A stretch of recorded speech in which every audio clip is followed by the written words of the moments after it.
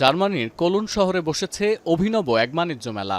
Venue দেখে মনে হতে পারে এ বুঝি কোনো ভিডিও গেমের রাজত্ব। গেমের চরিত্ররা ঘুরে বেড়াচ্ছেন আশেপাশে, আর আরেক প্রান্তে প্যাভিলিয়নে চলছে গেমের লড়াই। এই আয়োজনকে বলা হচ্ছে গেমসকম, যা মূলত ভিডিও গেমের বাণিজ্য মেলা। নতুন গেম উন্মোচন, কসপ্লে প্রতিযোগিতা ছাড়াও বসেছে লাইভ গেমিং প্রতিযোগিতা। স্টলের সংখ্যা ১৭০০।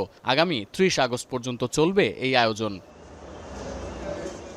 বিশ্বের বৃহত্তম এই গেমিং ইভেন্টে এসেছেন ৬৭টিরও বেশি দেশের নাগরিক, আছে ১৬০০ প্রতিষ্ঠান। নতুন গেম, হার্ডওয়্যার এবং ভবিষ্যৎ প্রযুক্তির সাথে গ্রাহকদের পরিচয় করিয়ে দিতে বিশ্বখ্যাত ডেভেলপার ও স্টুডিওগুলো সম্পৃক্ত হয়েছে এই আয়োজনে। ইউরোপের সবচেয়ে বড় গেম মার্কেট জার্মানিতেই, তাই ডিজিটাল অর্থনীতি আর এআই চ্যালেঞ্জ মোকাবেলায় এই গেমসকমের গুরুত্ব অনেক।